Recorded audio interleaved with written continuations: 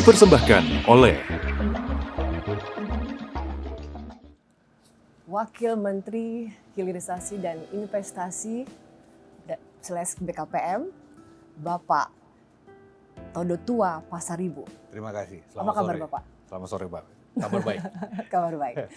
Direktur Utama PT Krakatau Steel Indonesia, Bapak Akbar Johan. Apa kabar Bapak? Baik, alhamdulillah sehat. Iya, nah ini memang saya merasa terhormat sekali ada dua narasumber penting bersama saya saat ini. Kita memang temanya kali ini memang lebih spesifik nih. Ya. Kita membahas tentang potensi dan perkembangan industri baja Indonesia. Bagaimana kemudian kita hadirkan Pak Dirut kita Krakatau Steel untuk membahas Pak Wamen. Bagaimana kemudian Krakatau Steel sendiri bisa menjadi champion di Asia. Menjadi kuat di pasar kita nasional maupun regional. Tentu aja melihat bagaimana khusus mengundang Pak Wamen untuk bicara soal peluang investasi itu Pak Wamen. Nah tadi saya sudah kasih clue bagaimana kemudian ia harus diakui seiring kemudian saat ini kita tahu bahwa kebutuhan baja makin besar. Pembangunan nasional kita makin maju, terutama di sektor hilirisasi juga misalnya. Tapi iya tadi kita tahu bahwa kemudian kita masih bergantung dengan impor bahan baku, lalu biaya tinggi dan juga tadi baja luar Pak Wamen. Kita harus akui baja luar dari Cina misalnya, dia lebih murah. Sehingga kemudian ya ini yang juga menjadi tantangan buat kita Pak Wamen. Menjawab ini. Bagaimana kemudian kita peluang investasi ini Pak Wamen bahwa Indonesia dengan pasar yang besar. Ini kan tantangan. Tapi kita juga punya ya tadi kita masih harus bersaing melihat pasar dunia di mana salah satunya tadi harga baja Cina lebih murah gitu. Nah Pak Wamen melihat peluang investasi ini bagaimana kemudian Wakil Menteri Investasi dan Hilirisasi bisa menjawab peluang investasi bagi ekosistem baja di Indonesia. Baik, jadi memang senang kita bisa diundang di acara ini bersama dengan ini senior saya, abang saya juga. Dua bestie sebenarnya. Betul, mulai dari HIPMI kami sama-sama dan juga di Kadin. Bang Akbar, Direktur Utama Krakatau Steel. Oke, jadi mungkin saya prolognya buka begini, bahwa kementerian kami ini sekarang namanya Kementerian Investasi dan Hilirisasi. Dan di situ juga ada fungsi sebagai Badan Koordinasi Penanaman Modal. Jadi hilirisasi ini baru dalam pemerintahan ini yang memang benar-benar menjadi satu constraint. Maka diletakkan dalam suatu nomenklatur di pemerintahan. Kalau sebelumnya kementerian ini hanya namanya Kementerian Investasi dan ada fungsi Badan Koordinasi Penanaman Modal. Ini memang konteks yang sangat jelas bagi presiden kita dalam berbicara mengenai hilirisasi. Dan ini juga apa yang tertuang dalam Asta Cita yang menjadi program atau planning rencana daripada presiden dalam pemerintahan. Nah, berbicara hilirisasi sekarang memang kita ngelihat angkanya sudah sangat signifikan bergerak. Dalam realisasi investasi ini itu kurang lebih kontribusinya dari sektor hilirisasi sendiri dalam realisasi investasi yang ada itu kurang lebih sekitar 26%-an kontribusinya. Iya, makanya potensinya besar sekali. Betul. Jadi dalam fungsi Badan Koordinasi Penanaman Modal, kami itu memang juga hampir semua perizinan itu provide ada di sini melalui platform OSS atau Online Single Submission.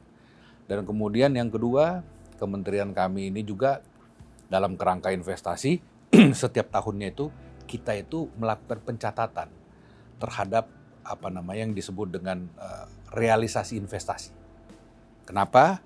Karena dalam kita memegang OSS itu, jadi kita juga memprovide yang namanya nomor induk berusaha. Setiap tahunnya itu ada pergerakan.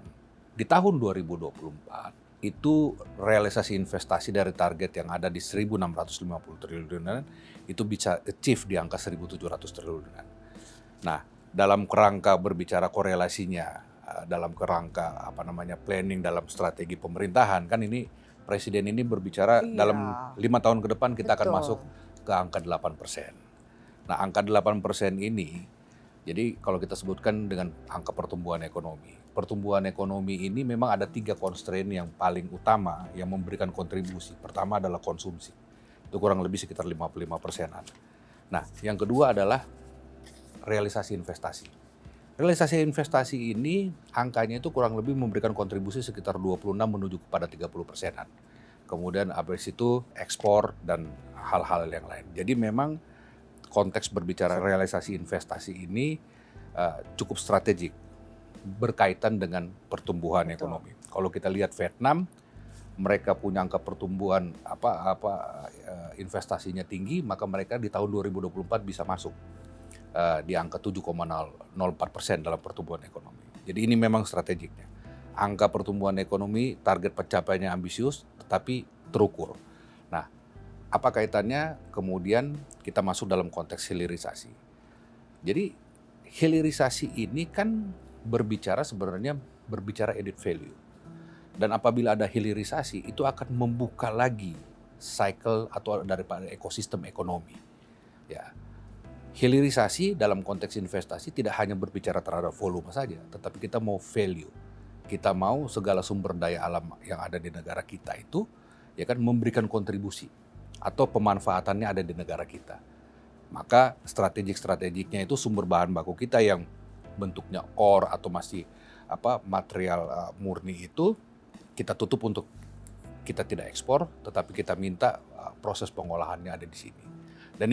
Dan memang secara angka memberikan kontribusi tahun ini kami Kementerian Investasi dalam kerangka kita menuju kepada 8%, 5 tahun ke depan kita punya target realisasi investasi 13.000 triliun. Wow. Tahun ini Besar. kita punya angka target realisasi investasi itu di angka 1.900 triliunan. Di mana di semester pertama ini sebenarnya angkanya masih sangat aman karena kita sudah bisa mencapai 50% daripada angka itu, tinggal kita mengelola sisa daripada semester kedua.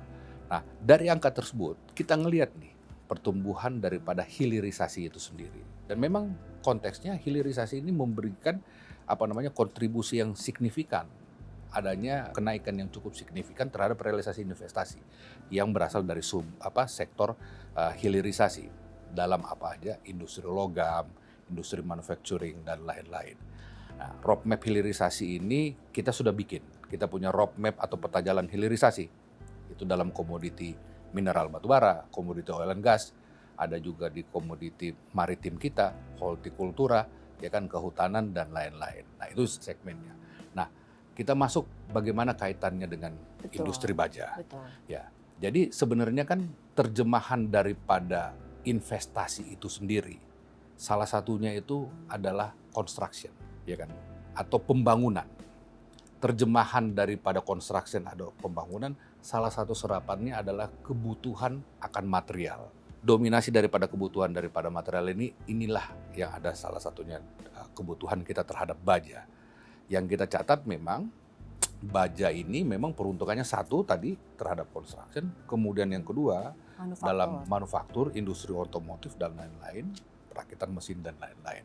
Nah, jadi kaitannya dengan adanya pertumbuhan realisasi investasi, ya kan, dalam konteks juga dalam hilirisasi, ini yang kita lihat bahwa ini akan memberikan impact terhadap pertumbuhan industri baja kita sendiri, ya kan. Nah, kalau kita lihat juga kembali lagi, memang yang seperti Mbak sampaikan, memang berbicara persaingan. Investasi ini konsiderannya banyak, Mbak. Ya kan, saya selalu berbicara di banyak publik berbicara bahwa kalau kita mau sukses dalam investasi, setidaknya ada 3 PR besar kita dalam berbicara itu. Pertama, kaitannya mengenai pelayanan perizinan dan regulasi, ya kan. Ini menjadi salah satu problematika klasik, betul. tetapi sampai sekarang masih. Dan ini memang yang terus kami benahi karena kami kan juga adalah kementerian yang memang memprovide daripada perizinan itu sendiri. Ini PR besar yang terus kita perbaiki, kaitannya juga dengan regulasi-regulasi kaitannya. Kita mau mempersingkat cycle dalam realisasi investasi. Kalau umpama seperti di Vietnam itu cycle-nya mereka sudah masuk di kurang lebih 2,5 tahun. Kalau kita masih di angka 4,5 tahun. Mengejarnya itu tadi ya. Betul, karena proses mereka perizinan ini aja sudah makan waktu sekitar Betul. 2 tahunan, construction kurang lebih sekitar segitu. Ini yang mau kita itu pertama. Yang kedua adalah faktor kondusif. Ya kan, kondusif ini Iya, mau nggak mau kontribusinya itu penting banyak. banget. Ya kan. Nah, ini yang juga yang terus kita dorong karena faktor kondusif ini juga nanti akan ada kaitannya dengan yang ketiga mengenai masalah kompetitif dan sustainable. Ya kan? Jadi kita juga mau investasi yang terjadi di negara kita ini mempunyai nilai kompetitif. Karena kan percuma juga. Betul kita punya sumber daya alam yang luar biasa dengan variabel yang cukup komplit, semuanya ada di negara kita dan tingkat volume cadangannya juga sangat signifikan.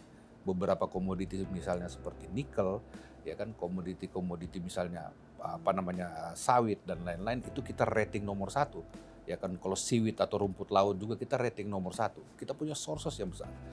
Tetapi apabila proses pengolahannya di sini tidak mempunyai nilai daya saing atau kompetitif, itu akan menjadi percuma. Ini menjadi PR besar. Nah, jadi kaitannya kita kalau balik lagi berbicara baja, mungkin pembukaan dari saya adalah kita memang mau mendorong benar-benar angka realisasi investasi ini khususnya kepada sektor-sektor hilirisasi ini semakin tumbuh, semakin baik. Dan angka pertumbuhan juga harus signifikan sehingga itu akan memberikan kontribusi terhadap yang saya bilang tadi, ekosistem industri yang lain. Salah satunya itu adalah ekosistem di industri baja. Betul. Nah, ini kita tanya langsung nih Yes. kepada Pak Dirutnya. Nah, Pak Dirut tadi bahwa potensinya besar, Pak Wamen melihat bahwa bahwa baja memang harus kebutuhan kita besar sekali. Artinya kami sebagai masyarakat berharap besar kepada Krakatau Steel. Bagaimana Krakatau Steel bisa memenuhi kebutuhan kita sehingga kita bisa tadi menjadi champion kita sendiri kok. Nggak perlu misalnya kita harus impor luar misalnya. Artinya itu Bapak possible kan Pak, itu bisa kita lakukan kan? Melihat potensi itu. Krakatau Steel ini dengan usianya udah 55 tahun ya. Ini menjadi satu visi yang harus kita raih ya. Bahwa kami sedang melakukan transformasi bahkan movement yang sangat revolusioner untuk bisa membangun kembali trustworthy ya. Tadi Mbak Eli mempertanyakan, ini kan soal trust ya. Bagaimana industri yang kita anggap sebagai mother of industry bisa memberikan kepastian supply chain dalam negeri. Ini yang terutama. Memang saat ini ada terjadi uncertainty global supply chains ya, terutama sejak Donald Trump mengeluarkan tarif resiprokal. Betul. Ya, ini tentu finalnya memang 19%. Tetapi itu untuk baja sendiri ada additional 50%. Ya, semua produk yang masuk ke negara Amerika tanpa terkecuali. Tentu ini menjadi satu efek yang luar biasa bagi tataran industri baja. Karena terus terang bahan baku daripada industri baja masih tergantung dengan impor. Inilah tadi saya sangat tertarik statement dari Pak Wamen, hilirisasi. Kalau misalnya kita melakukan transformasi ekosistem secara menyeluruh, hilirisasi di industri baja sangat kuat, sangat besar demand-nya, mulai dari batu baranya, mulai daripada iron ore-nya, mulai daripada coking coal, kita semuanya punya. Bahkan limestone atau batu kapur semuanya kita punya. Hanya memang sejak didirikannya, memang pabriknya ini tidak didesain untuk mengabsorb komoditi yang ada dalam negeri. Nah, inilah yang kita akan melakukan satu kembali transformasi. Ini disebut transformasi tadi. Ya, secara keseluruhan. Betul. Ya. Tapi ini juga kembali didrive oleh people. Ya, kita lagi transformasi bersih-bersih di Krakatau Steel. Goalnya itu adalah trustworthy. Ya, bagaimana stakeholder ini kembali memberikan kepercayaan kepada Krakatau Steel supaya kami pun juga bisa menata kembali kewajiban-kewajiban yang kita dapat mandatori daripada stakeholder untuk bisa mendeliver itu semua. Iya, tadi Pak Wamen kan Pak Dirut sudah sampaikan. Ya. Saya mencatat transformasi, bersih-bersih di Krakatau Steel. Sebagai Pak Dirut ini sangat terbuka untuk menyampaikan ini kan. Ya. Nah, lalu juga tadi bagaimana kemudian trustworthy tadi. Ya. Nah, Pak Wamen tadi sudah sampaikan ada isu bahwa kita memang perlu tadi soal bahwa regulasi, bagaimana Indonesia menjadi kondusif. Lalu tadi kompetensi dan sustainability. Nah, melihat ini Pak Wamen, bahwa bahan baku aja bahwa hilirisasi kita akan kembangkan. Betul. Melihat ini artinya saya melihatnya sebagai masyarakat gitu melihatnya, loh harusnya Indonesia nggak perlu bergantung bahan baku luar lagi karena kita source-nya sumber dayanya ada. Nah, Betul. ini kan perlu sekali memang Krakatau Steel mendapatkan kepastian dari pemerintah bahwa kemudian kita bisa mengembangkan industri baja kita kok gitu. Dengan tadi yang bahwa Wamen investasi dan hilirisasi paham betul bahwa ada 3 hal ini. Gimana tuh Pak? Jadi memang saya sangat setuju. Kunci utama dalam konteks pertanyaan ini menurut saya bagaimana keberpihakan daripada pemerintah itu sendiri. Jadi memang sebenarnya long story kalau menurut saya sih sebenarnya kan Krakatau ini sudah merupakan suatu korporasi portofolio yang sudah panjang. 25 tahun. Ya kan? Nah, dan berbicara terhadap itu tadi memang source bahan baku raw material kita ada tetapi mungkin tidak terlalu begitu kuat. Tetapi memang masih ada misliknya di industri tengahnya.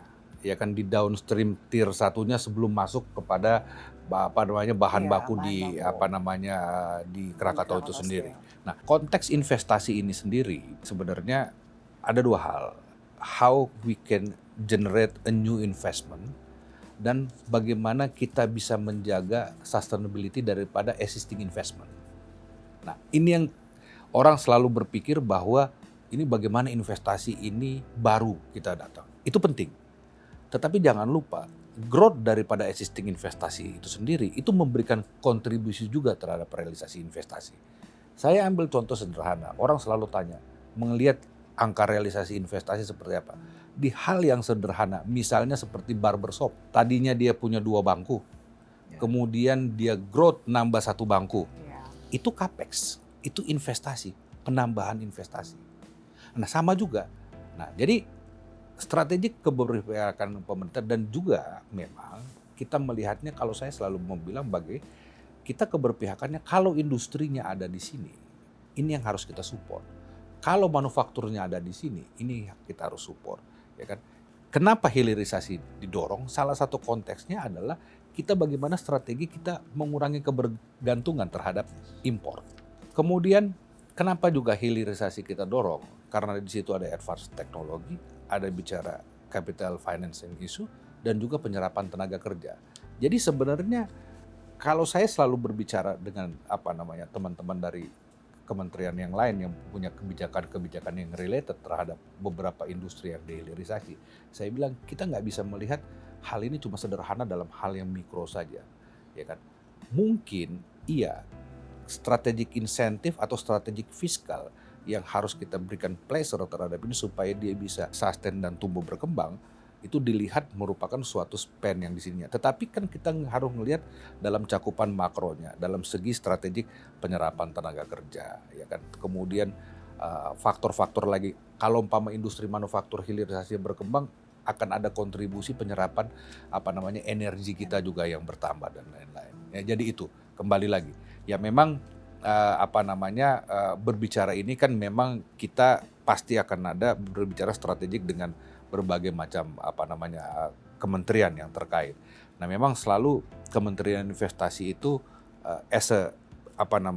strategic investment, kita selalu berbicara pada tataran itu karena kita konteksnya kembali lagi yang 3 hal tadi itu, bagaimana pada akhirnya kita bisa menciptakan investasi di Indonesia ini baik yang existing maupun yang baru itu bisa punya nilai daya saing. Termasuk juga ke dalam industri baja, ya kan? Dan memang kalau umpama memang judul story-nya kita berbicara terhadap Krakatau ini, ya memang sangat penting di situ memang adalah keberpihakan pemerintah terhadap itu. Nanti tinggal kita lihat kira-kira bottleneck-nya yang ada di tengah ini sebagai bahan bakunya dari Krakatau ini untuk bisa kita hadirkan. Saya rasa juga Krakatau juga sudah ada beberapa progres, ya kan, yang partneran yang mereka bawa di sini untuk coba bisa masuk dalam sektor tengahnya ini. Nah, menarik kan Pak Dirut? Tadi Pak Wamen menyampaikan nih, ini memang momen yang pas banget untuk Pak Dirut juga menyampaikan langsung kepada Pak Wamen sebagai mewakili pemerintah. Bagaimana tadi keberpihakan. tadi Pak Wamen concernnya adalah keberpihakan pemerintah, bagaimana kita bisa mengembangkan ekosistem baja kita sendiri. Pak Dirut apakah sudah melihat bahwa keberpihakan itu sudah ada dari pemerintah, dan mungkin Pak Dirut bisa menyampaikan langsung kepada Pak Wamen apa yang ingin keberpihakan, seperti apa yang Pak Dirut harapkan dari pemerintah?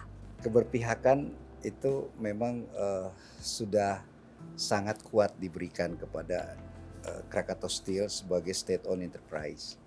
Saya coba membawa kembali atau mengingatkan kembali bahwa ada hal yang paling mendasar, yaitu pegangan kita sebagai berbangsa Undang-Undang Dasar 1945 di pasal 33 khususnya ayat 2 dan 3 ya. Kita paham hafal kita ya. Jadi gitu ya. Di situ sangat jelas bahwa cabang-cabang produksi yang penting ya untuk kemaslahatan hajat hidup orang banyak itu mutlak dikuasai oleh negara. Nah, di sini rasanya kalau kami minta support dari Pak Wamen khususnya, itu di jam yang sama kami direspon ya, seperti hari ini gitu ya. Hari ini juga cukup dadakan untuk kita bisa ketemu. Ini momen yang tepat ya. Nah, artinya tentu stakeholder pemerintah atau regulator pemerintah ini multisektoral untuk bicara bagaimana kompleksnya industri baja nasional. Salah satunya adalah Kementerian Pak Wamen di sini. Kami sudah banyak berdiskusi dengan beberapa menteri juga, dan sangat tidak hanya eksekutif juga ke legislatif ya, narasinya sudah mengarah ke sana.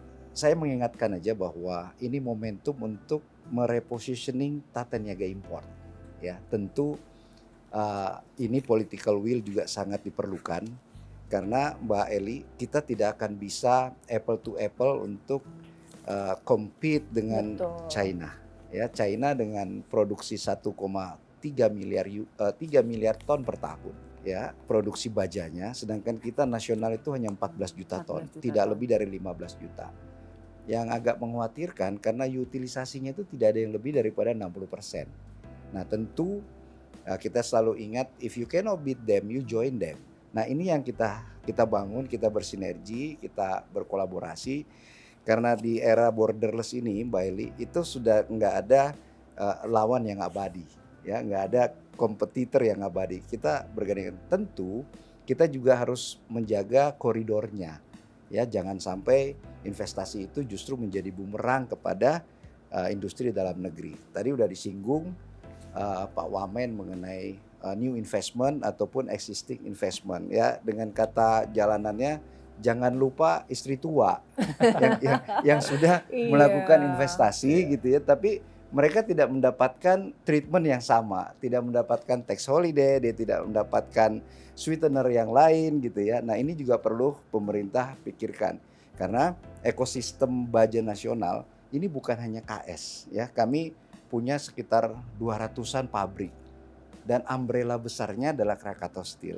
Pada saat Krakatau Steel bisa establish, sustain, maka industri ekosistem yang finish produknya di bawah tentu akan tumbuh, sehingga penyerapan tenaga kerja pasti akan naik gitu ya, potensi pendapatan pajak ya, PNBP dan lain sebagainya ini akan menggulirkan ekonomi nasional kita, Mbak. Jadi kalau ditanya keberpihakan, alhamdulillah sudah mengarah ke sana. Tinggal gongnya kita akan lihat mungkin within next 2-3 months gitu ya, kita bisa deliver apa yang diamanatkan oleh Pak Wamen beserta kementerian lainnya, bagaimana tadi Krakatau Steel bisa menjadi the champion ya, khususnya bisa memberikan supply, stabil harga, dan juga ketersediaan produk untuk mendukung proyek-proyek dalam negeri tentunya. Iya, jadi menarik kan Pak Wamen apa yang disampaikan oleh Pak Dirut tadi. Ini kan soal tata niaga impor. Saya sebagai jurnalis selalu mendengar concern ini Pak Wamen, terkait bagaimana kemudian tata niaga impor ini kita dalam negeri, produk-produk dalam negeri itu harus kalah bersaing dengan gencarnya barang impor masuk. Ini sekarang terjadi kepada baja kita. Kalau melihat tadi Cina dengan 3 miliar ton, lalu sebetulnya kebutuhan kita kan sebetulnya setahun itu betul nggak sih Pak 21 juta ya? Next 2 years, 3 years, ya. kita butuhkan bahkan mungkin 100 tahun di 2045 kita butuh 100 juta ton. Iya. Nah, sementara produksi kita baru 14 juta ya kan. Dan kemampuan Krakatau Steel berapa persen Pak dari 14 juta ton? Existing 7 juta. 7 juta. Artinya Pak, kebutuhan kita sebetulnya Sangat besar. bisa besar. Kita sebetulnya bisa banget untuk tadi menjadi produsen sendiri untuk kebutuhan kita sendiri, bahkan mungkin buat ekspor ke depan. Nah, melihat kemudian tata niaga ini Pak, tata niaga impor ini yang Pak Wamen mewakili pemerintah mungkin juga perlu kemudian tadi kita perlu dikelola bagaimana kemudian keberpihakan itu betul-betul ya tadi Pak Dirut menyampaikan melihat keberpihakan itu, tapi Pak ini kan lagi-lagi dengan bagaimana kemudian berkompetisi dengan pasar gitu ya yang nggak bisa menunggu gitu, kita harus segera jalan cepat sih Pak. OTW iya tadi yang Pak Dirut sampaikan. Pak, butuh jalan cepat ini Pak Wamen. Iya. Bahwa memang constraint dalam semua strategic industri seperti yang ada di strategic korporasi atau industri yang ada di Krakatau ini berbicara kompetitif. Betul. Price. Itu faktornya banyak hal yang saya bilang tadi. Constraint sumbangsi terhadap number of competitive itu punya daya saing itu banyak hal. Salah satunya juga memang kapasitas produksi, demand juga. Ya kan sebenarnya kalau Pak dibilang demand populasi kita cukup signifikan. Tinggal ditambah lagi dengan strategi kita masuk kepada konsep hilirisasi yang di mana itu nanti akan ada korelasi yang sangat signifikan terhadap pertumbuhan kebutuhan industri demand baja di negara kita, ya kan? Construction balik lagi, ya kan? Building construction, kemudian juga construction di industri manufaktur dan lain-lain. Kalau demand-nya growth, maka akan juga memberikan kontribusi terhadap demand baja itu sendiri, ya kan? Secara angka-angka, kalau tadi secara itu volume, saya selalu bilang kita misalnya dalam sektor hilirisasi di tahun 2025 dalam catatan kami di semester pertama itu angkanya di sekitar 280 triliun. Kalau umpama kita double saja, kurang lebih kita masuk ke angka 500 triliun. Which is kalau umpama itu yang saya bilang tadi, majority penyumbang daripada konsep investasi dan hilirisasi itu adalah kebutuhan materialnya. Ya kan? Kebutuhan material karena terjemahannya adalah construction. Ya kan, jadi numbernya pun ya mungkin dari situ cukup signifikan juga kita mengelola angka ya kebutuhannya mungkin double digit number triliun ya untuk berbicara kebutuhan baja. Volume tadi sudah Pak Akbar sampaikan. Jadi artinya ya memang itu. Pertama dari sisi sektornya demand-nya kita naikin, ya kan. Kemudian balik lagi, kalau saya sih pribadi melihat bahwa kalau kita cuma melihat kacamata daripada harga bawah itu murah saja, tidak begitu. Tetapi kalau kita mau mengembangkan konteks investasi dan hilirisasi yang saya bilang tadi, harus ada strategi keberpihakan pemerintah. Karena sebenarnya yang dibilang tidak hanya kita ngelihat dalam sektor komoditi bajanya saja, tapi kalau industrinya, manufakturnya ada di sini, yaitu ekosistem sektor lain. Ini kan yang sebenarnya kita itu tidak pernah menghitung ini juga gitu loh kan. Kalau growth industri baja kita, Krakatau growth, pasti ekosistemnya juga akan growth. Ekosistem logistik supply-nya ya kan di lokal, ekosistem terhadap misalnya tenaga kerjanya, serapan tenaga kerjanya, ekosistem yang mendukung supply chain-nya terhadap industri Krakatau baja ini. Jadi disitulah sebenarnya kalau umpama pemerintah mau berdiri menurut ini kami kan, ya memang polisi mengenai masalah impor dan ini memang tidak strategik di kami, ya kan. Tetapi kita itu memang selalu mendorong as a strategic investment. Kenapa? Kenapa sih sebenarnya kita harus mendorong yang namanya industrialisasi, hilirisasi, investasinya ini harus dari sini. Karena itu tadi membangun ekosistem ekonomi, penyerapan tenaga kerja. Sehingga secara makro ini baru akan kelihatan. Disitulah baru kita bisa ngelihat strategic supporting insentif dan fiskal apa yang harus kita berikan. Saya pikir itu sih Mbak Eli. Dari penjelasan Pak Wamen tadi, saya ingin langsung cross check nih kepada Pak Dirut Krakatau Steel. Pak Dirut, tadi kan memang ini kan memang iya bahwa Kementerian Investasi dan Hilirisasi sedang menuju ke sana bagaimana kemudian tadi ya memberikan insentif-insentif yang kemudian memudahkan kemudian kita bisa tadi ya bahwa ekosistem baja kita maju sendiri untuk nasional maupun regional. Nah, Pak Dirut, ini kan perlu juga lintas sektoral ya. Bagaimana kemudian Krakatau Steel juga butuh dukungan selain dari Kementerian Investasi dan Hilirisasi juga butuh dukungan kan dari secara lintas sektor. Nah, bagaimana kemudian Krakatau Steel melihat dukungan pemerintah terkait kebijakan ini untuk bagaimana kemudian Krakatau Steel bisa mengembangkan sendiri industri baja dari secara ekosistem nasional. Seperti yang saya sampaikan di depan bahwa industri baja itu multisektoral, Betul. ya, multi stakeholder, dan tidak bisa lepas daripada political will. Ya. Kalau dukungan kementerian semuanya positif, hanya tentu para menteri, para wamen mengembalikan kepada Krakatau Steel. Kalau saya dukung kamu udah bisa bener nggak bisnisnya, ya? Sudah proper nggak kinerjamu? Nah, itu yang harus kita introspeksi secara internally ya. Sehingga yang paling saya lakukan adalah transformasi people di Krakatau Steel. Budaya perusahaan ini yang menjadi satu PR karena itu fundamental, Pak sangat Dirut. fundamental. Lalu dengan digitalisasi ya, ini yang kita lakukan supaya tidak ada istilah warung dalam toko, ya, tidak ada ordal. Ini yang kita bangun untuk mengirim message kepada pemerintah bahwa kami udah siap, kami udah bersih-bersih, kami udah transform. Please give us the support gitu ya. Nah, ini menjadi quick win kami di Krakatau Steel. Tentu PR-nya kompleks ya, tetapi kami punya visi yang jelas, kami punya soul untuk meyakinkan kepada stakeholder bahwa Krakatau Steel akan bangkit, akan menjadi BUMN yang untung dan sustain. Ya, nah tentu ini semuanya paralel dengan membuka potensi kerjasama dengan strategic partner, ya, tidak hanya dari dalam negeri bahkan juga dari luar. Sama disampaikan Pak Wamen bahwa partner akan melihat certainty, kepastian untuk berusaha di dalam negeri. Nah ini kami yakinkan betul. Ya, contoh kemarin ada investor yang rencana investasi 3 juta ton tambahan di Cilegon. Sehari saya minta waktu sama Pak Wamen, besoknya kita ketemu.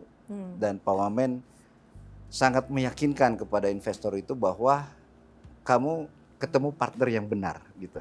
Ya, ketemu partner yang benar di lokasi yang benar karena lokasi kita ini adalah ekosistem yang paling mature untuk industri. Ya, kami punya pelabuhan internasional, kami punya kawasan industri 3.000 hektar. Sebentar lagi kita akan ajukan 2.000 hektar untuk KEK. Ya, kita punya water industry 2.000 liter per second. Ya, kita juga punya power plant 120 mega. Kami punya fasilitas hotel dan rumah sakit sehingga ekosistemnya sudah siap.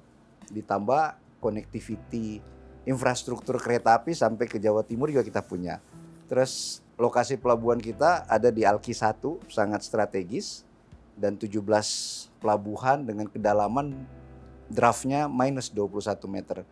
Value added inilah yang tentu menarik calon-calon investor untuk berpartner sama kita. Tapi kembali lagi tidak berhenti secara mikro, tetapi makronya pun mereka akan lihat. Saya yakinkan kepada calon investor karena mereka itu 2 besar di dunia produsen baja. Bahwa bukan hanya domestic supply yang kita bisa kerjasamakan. Dengan lokasi pelabuhan kami yang sangat strategik, saya punya visi bagaimana menjadikan Cilegon atau Banten ini menjadi hub regional. Karena kami punya pusat logistik berikat ya, untuk import bisa disuspend biaya masuknya untuk diekspor kembali. Karena kami juga punya jaringan di regional, Asosiasi Baja ASEAN yang kemarin kita kumpulkan di sini. Ini pun kita membuka kerjasama supply chain regional. Bagaimana tadi komoditi kita bisa kita ekspor ya ke mereka karena mereka juga butuhkan. Produknya dia bisa kirim ke kita atau sebaliknya. Nah ini sudah dalam pembicaraan dengan produsen terbesar baja di Vietnam. Ya, kita sudah melakukan kontrak kerjasama. Sedangkan di dalam kita juga tetap memprioritaskan dengan pakai skema long term sales agreement untuk tahunan kontrak sehingga supply dan demand-nya kita bisa jamin. Again Mbak Eli, semuanya itu kembali ke trustworthy ya. Kalau kita tidak dipercaya, pasar tidak percaya, government tidak percaya, tentu nilai kita tidak akan bisa seperti yang kita harapkan. Sehingga PR-nya adalah bagaimana kita bangun kembali kepercayaan yang dulu kita punya. Ya. Gitu Mbak Eli. Menarik nih. Seorang dirut yang memang tadi bisa Ya. introspeksi bagaimana kemudian memang transformasi itu Ya. memang mutlak harus Ya. dilakukan.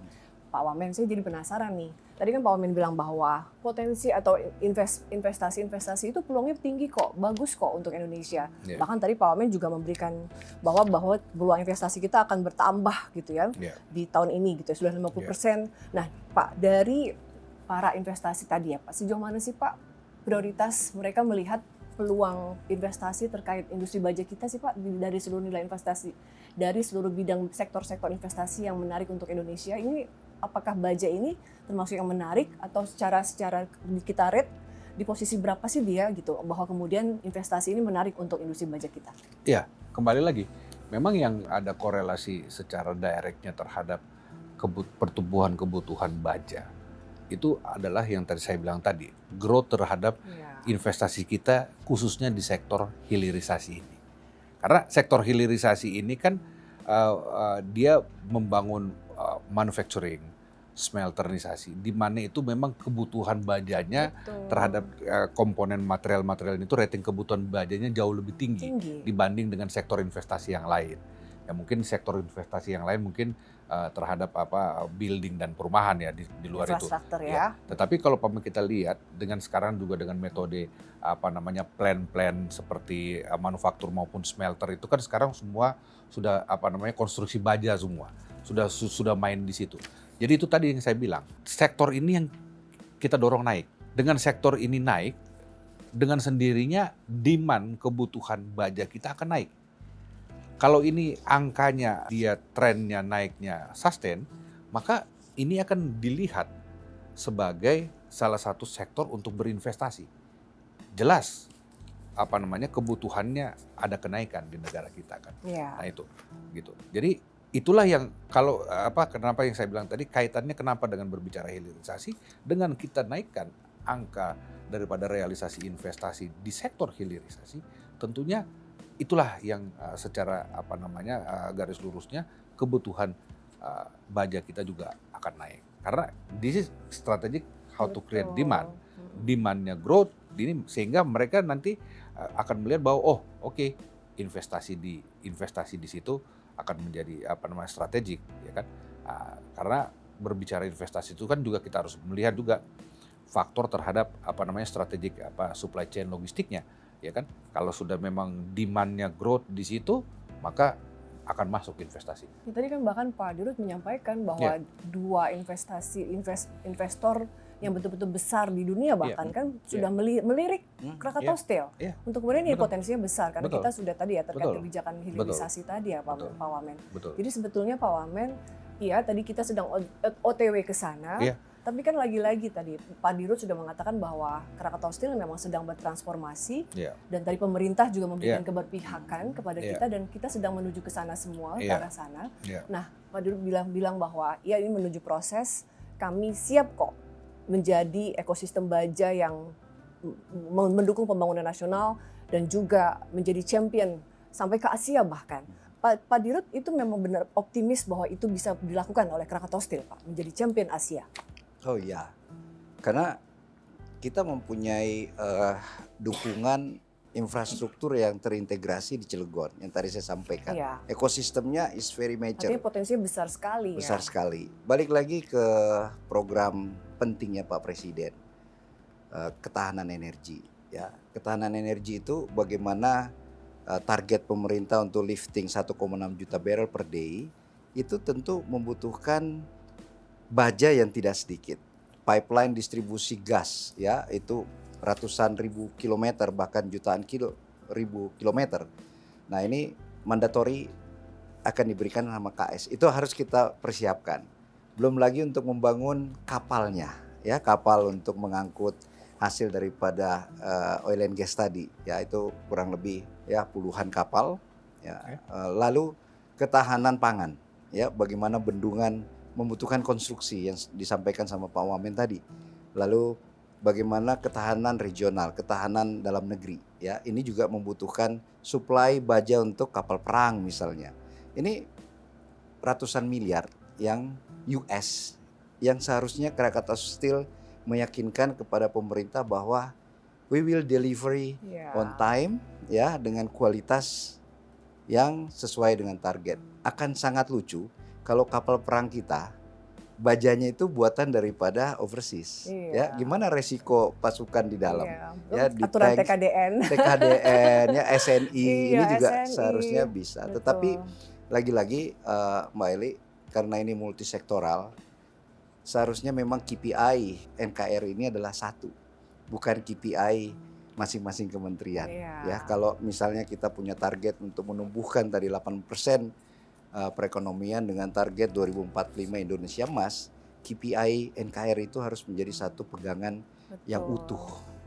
Sehingga reindustrialisasi ini menjadi momen emas pada saat hari ini sampai 5 tahun ke depan. Nah, Pak Wamen, tadi Pak Dirut sudah menyampaikan langsung nih, mewakili pemerintah, tentunya kita melihat ya, tadi bagaimana kemudian kebijakan-kebijakan antar kementerian ini memang perlu diharmonisasi, Pak Wamen, agar kemudian setiap kementerian kan mungkin punya KPI masing-masing, tapi tadi kadang akhirnya memang menghambat hal-hal yang mungkin perlu dilancarkan terkait bagaimana pengembangan industri baja Indonesia. Jadi Pak Wamen ini momen yang tepat untuk juga kita tadi harmonisasi lintas sektoral, kebijakan-kebijakan kementerian kemudian tadi memberikan kita optimisasi, kita bisa makin optimis bahwa industri baja itu bisa kita besar di negeri sendiri dan juga bisa besar di dunia. Pak Wamen, jadi mungkin penutup Pak Wamen memberikan bagaimana kemudian tadi yang disampaikan Pak Dirut melihat kemudian bahwa kementerian memang perlu harmonisasi terkait hal ini. Yang disampaikan Mbak Eli itu memang benar dan memang fokus on kementerian kami ini kembali tadi, Kementerian Investasi ini berbicara kerangkanya strategic investment.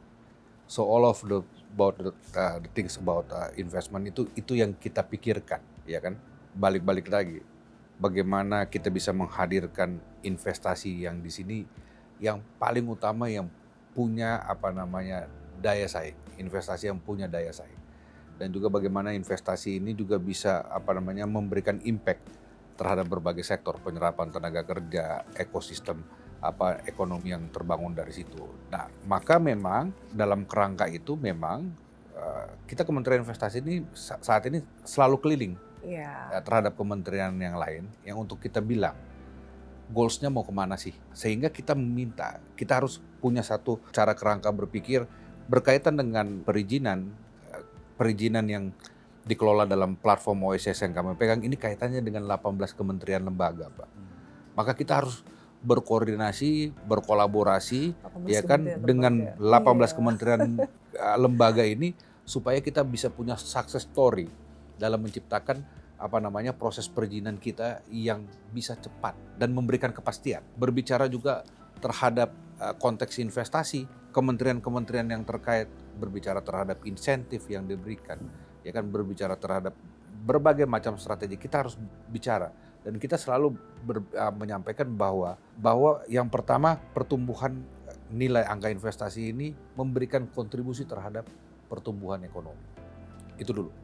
Untuk menuju ke sana, maka angka ini harus kita maintain untuk growth. Untuk memaintain angka growth ini, PR besarnya ini yang harus kita kolaborasikan dan kita selesaikan dengan baik. Sederhananya begitu, kita ada beberapa juga strategik. Misalnya kemarin kita bilang strategik juga kita dalam strategik investasi dalam wilayah kawasan, ya kan, sehingga kita juga bisa mendorong pertumbuhan investasi di wilayah kawasan tersebut. Ini yang kita selalu perpikirkan dan balik-balik lagi is all of the things mengenai strategic investment itu yang selalu kita kerjakan. Ini dialog kita memang ini sangat bermanfaat sekali Pak. Ya. Dan tentunya kita melihat tadi memang isu yang paling tentu adalah soal kebijakan, bagaimana kemudian silo-silo di antar kementerian ini bisa kita minimize, Setuju. harmonisasi dan orkestrasi Setuju. antar kementerian untuk mendukung pengembangan industri baja Indonesia menjadi champion Asia itu bisa terwujud. Setuju. Wakil Menteri Investasi dan Hilirisasi, Wakil Kepala BKPM, Ya. Bapak Todotua Pasaribu, Ya. dan juga Direktur Utama Krakatau Steel, Bapak Akbar Johan. Terima kasih sudah berdiskusi dalam dialog kita yang penting ini. Sama-sama Mbak Eli. Terima kasih.